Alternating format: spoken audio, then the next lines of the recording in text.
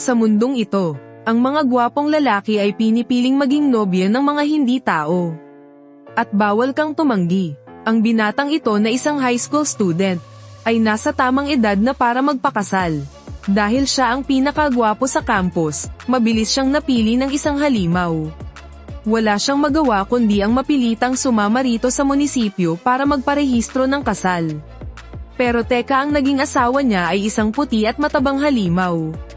Mukhang naiintindihan naman ng halimaw ang mga sinasabi niya. Kaso, palagi nitong kinakagat ang ulo ng binata bilang tugon. Pero ang nakakatuwa rito, pagkatapos nilang makasal, binigyan sila ng gobyerno ng libreng bahay na nakapangalan mismo sa binata. Kaya ayon, nagsimula na ang honeymoon life ng dalawa.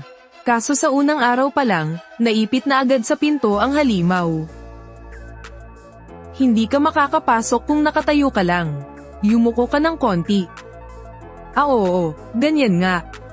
Pagkapasok ng halimaw sa loob, bigla na lang nahulog ang binata sa mga yakap nito. Grabe, ang sarap sa pakiramdam ng malambot at mabalahibong yakap na ito. Parang gusto ko na lang malunod sa lambot na to. Teka, ano ba tong pinag-iisip ko? Gusto rin sanang tulungan ng halimaw na maglinis ng bahay. Pero dahil medyo clumsy ito, hindi rin mapakali ang binata. Kaya pinaghintay na lang niya ito sa hallway. Pero sinong mag-aakala na sobrang cute rin pala ng buntot nito. Tuluyan na talagang natunaw ang puso ng binata sa sobrang kayat. Nang marinig niyang kumukulo ang tiyan ng halimaw. Nagtaka ang binata kung ano nga ba talaga ang kinakain nito. Laking gulat niya nang bigla itong dumampot ng isang bloke ng semento. At sarap na kinain iyon. Hindi lang yun, inabutan pa nito ang binata ng isang pirasong semento para sabay silang kumain. Habang nakatingin sa sementong hawak niya, biglang nawalan ng ganang kumain ang binata. Kaya bilang isang mabuting asawa, ipinagluto niya ang halimaw ng napakaraming masasarap na pagkain. At bilang pasasalamat, kinagat ulit ng halimaw ang ulo ng binata. Pagsapit ng gabi, sobrang kinakabahan ang binata. Siyempre, unang gabi nila ito bilang mag-asawa.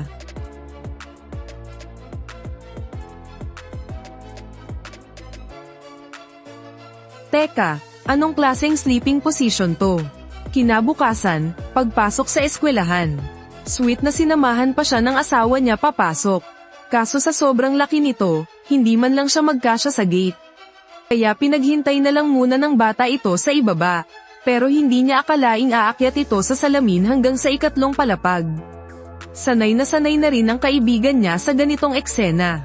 Dahil isa rin siyang bride ng halimaw. Ito nga pala ang asawa kong si Faway. Napansin ng binatilyo na parang hindi komportable ang halimaw sa suot nitong salakot. Kaya malambing niya itong inalis para rito. Teka, wag, isusumpa ka niya ng malala. Ha, bakit naman? Ayaw na ayaw niyang nakikita ang kalbo niyang anit. Anong mangyayari kapag isinumpa ka? Siyempre, lalagas ang buhok mo. Pero wala namang naramdaman ang binatilyo na nalalagas ang buhok niya. Bigla na lang nilipad ng hangin ang ilang hibla ng balahibo ng halimaw sa labas ng bintana. Nang makita ng kaibigan na handang saluhin ng halimaw ang sumpa para sa asawa nito, naisip niyang napakatibay talaga ng pagmamahalan nilang dalawa. Kumpara rito, medyo nakakasakit ng ulo ang pagsasama nila ng asawa niya. Bukod kasi sa lagi silang nagkakahiwalay dahil sa laki ng agwat ng katawan nila. Nakakalagas pa ng buhok kapag magkatabi silang natutulog.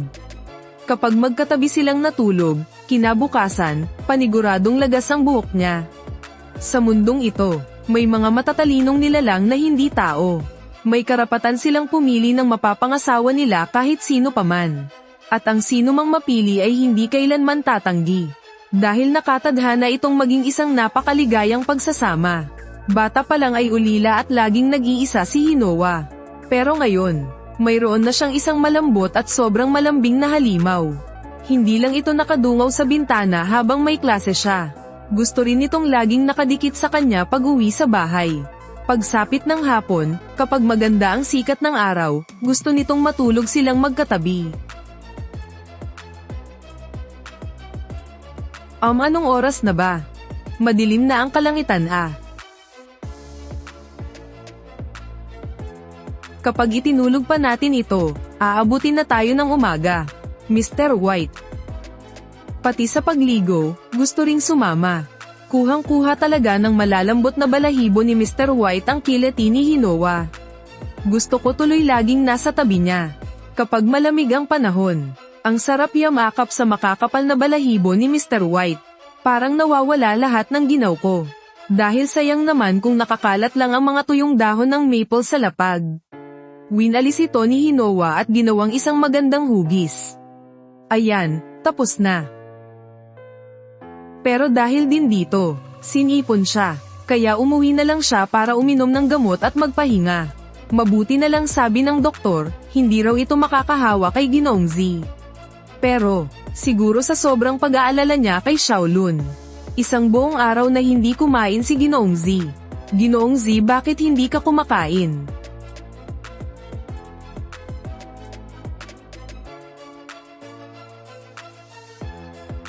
Kinabukasan, dahil sa magandang pag-aalaga, magaling na si Shaolun. Wala na akong lagnat. Pinag-alala talaga kita, pasensya na. Mukhang gutom na rin talaga si Ginoong Zia. Sa mundong ito, may mga natatanging Ginoo, kailangan nila ang kalinga at kasama ng tao. At nagbibigay rin sila ng kaligayahan sa mga taong kasama nila. Si Mujilun ang napiling mapang-asawa ni Ginoong Z. Masaya at puno ng pagmamahal ang buhay mag-asawa nila. Malapit na ang araw ng mga puso. Gusto sanang gumawa ni Shaolun ng tsokolate para kay Ginoong Z. Ang liit naman. Mas malaki pa rito ang pagmamahal ko sa kanya eh. Tingnan mo si Ginoong Z. Akala ko pa naman, hindi niya naiintindihan ang mga ganitong bagay. Hindi ko inasahan. Para sa akin ba ito? Maraming salamat, Ginoong Z. Samantala, ang pink na baboy na ito, na may problema sa pagkalagas ng balahibo, ay namumroblema rin kung anong ireregalo sa asawa niya. Napakasigla ng asawa niyang si Xiao Chuan. Kahit na medyo nakakatakot noong una silang magkita. Salamat, pigi ko. Pakialagaan mo sana ako ng mabuti. Hindi rin naging madali ang pagsasama nila noong umpisa. Kapag naglalakad sila, nakakalimutan niya na maiikli pala ang mga binti nito. Sa pagtulog naman, nadadaganan niya ito kaya buong gabi itong hindi makatulog. Pero sinikap ni Xiao Chuan na matutunan kung paano siya alagaan. Tingnan mo bagong pampatubo ng balahibo. Gustong-gusto mo yan, di ba? At unti-unti na ring nasanay ang pink na baboy sa presensya ni Xiao Chuan. May panahon na kailangang lumabas araw-araw ni Xiao Chuan para magtrabaho. Kung inaantok ka na, mauna ka nang matulog ha, pigi ko. Kapag wala si Xiao Chuan, siguradong hindi siya makakatulog sa sobrang pangungulila. Little Piggy, regalo to para sa'yo. Binili ko lang to nung Samueldo na ako. Pinaka-espesyal na pampatubo ng buhok yan. Huwag ka namang umiyak. Napadaan si Mr. Bandage at nakita ang namumroblemang pink na baboy. Iniabot niya rito ang isang sketchpad. Regalo ba to para sa araw ng mga puso? Maraming salamat, Little Piggy. Sa mundong ito, may mga kakaibang Ginoo, kaya nilang pumili ng kahit sinong tao para maging asawa. At siguradong bibigyan nila ng kaligayahan ang taong napili nila.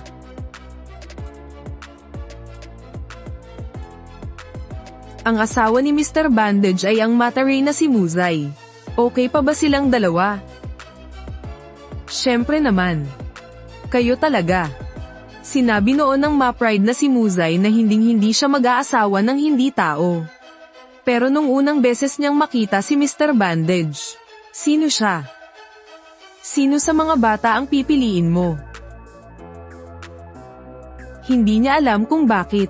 Habang nakatingin kay Mr. Bandage na balot ng tela, biglang nahulog ang loob ni Muzay. Pakasalan mo ako, please. Kahit na naging maayos ang pagpapakasal nila. Dahil hindi naman si Muzay ang kusang pinili. Tuwing tinitingnan niya ang blankong mukha ni Mr. Bandage, hindi niya maiwasang malungkot, kaya ginuhitan niya ng maamo at nakangiting mukha si Mr. Bandage, para magpanggap na masaya rin itong kasama siya. Pero ang kawalan sa likod ng mga bandage na iyon, ay nagpaparamdam pa rin ng takot kay Muzay. Nang magising siya mula sa isang masamang panaginip, at makita si Mr. Bandage na payapang nakahiga sa tabi niya, sinabi ni Muzay ang lahat ng takot niya, na natatakot siyang baka bigla na lang maglaho si Mr. Bandage nang walang paabi. Maisip ko pa lang yun, sobrang sakit na. Anong ginagawa mo? Ang sakit kaya? Kahit na hindi naman ikaw ang unang pinili, pero dahil pumayag na akong makasama ka, isang pagpili rin naman yun, di ba? Sa araw ng Sports Fest, ibinigay ng palaban na si Muzay ang lahat sa huling relay race. Sumasayaw ng isang eleganteng cheer dance sa tabi sina Mr. White at ang Pink Pig. Habang si Mr. Bandage naman ay kalmadong nagsusulat. Ang simpleng salitang mahal kita sa drawing board, ang nagbigay agad kay Kia ng matinding enerhiya. Kaya sa huling sandali, nauna siyang tumawid sa finish line. Pagsapit ng araw ng mga puso, akala ni Kia ay wala siyang matatanggap na regalo. Pero hindi niya inasahan. Hindi na rin naman ako umaasa.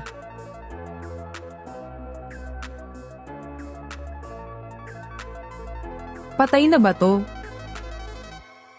Sa mundong ito, may mga nakatirang kakaibang mga mister. Malaya silang nakakapili ng sarili nilang mapapangasawa, at namumuhay ng masaya kasama nila. Ang Mr. White ni Hinowa ay isang malaki at mabalahibong nilalang. Minsan, sa sobrang clumsy niya, hindi man lang siya magkasya sa pinto.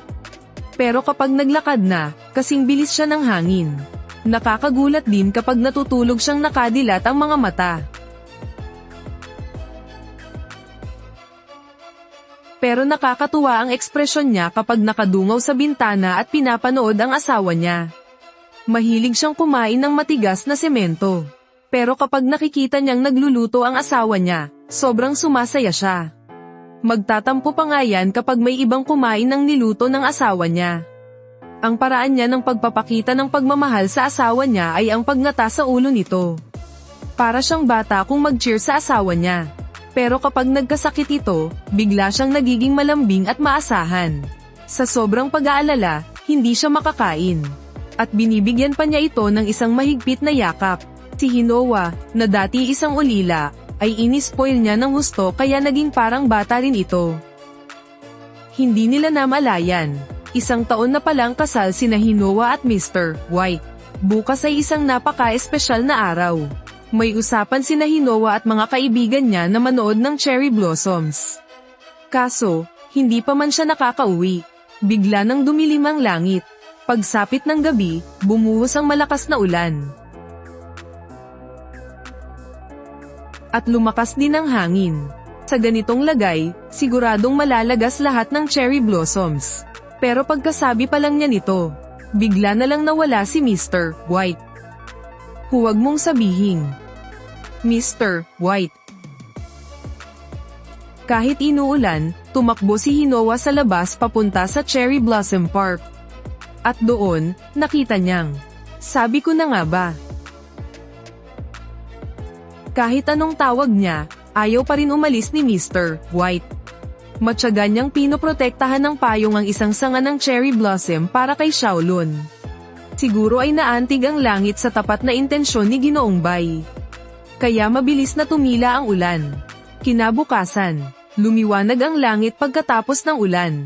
Namukadkad ng napakaganda ang mga cherry blossom sa puno. Masaya silang lahat na nanood ng mga bulaklak. Shaolun. Anong nangyari? Inilabas ng mga kaibigan niya ang cake at mga regalo. Ayun pala, birthday ngayon ni Shaolun. Siguradong alam din ito ni Ginoong Bai. Kaya pala gusto niyang protektahan ang mga cherry blossom kahit na umuulan ng malakas. Simula noon, hindi na sila kailanman naging mag-isa. Bakit kaya nakakapagbigay ng kaligayahan ang mga non-human na Ginoo? Dahil hindi naman humihingi ng marami ang mga batang pinili nila. Ang pananatili sa tabi nila ang pinakamatamis na pag-amin ng pagmamahal. Ang pag-aalaga sa isa't isa ang susi sa panghabang buhay na pagsasama. Mabigyan lang ng simpleng bato tuwing Valentine's Day, sobrang saya na nila. Isang "I love you" lang sa sports fest, ganadong-ganado na sila. Tapat at totoo ang nararamdaman ng mga non-human na Ginoo. Palagi silang tapat sa mga pinili nila. Madalas magbago ang mga tao. Pero sila, hinding-hindi magbabago. Baka ito ang mensaheng gustong iparating ng anime na ito.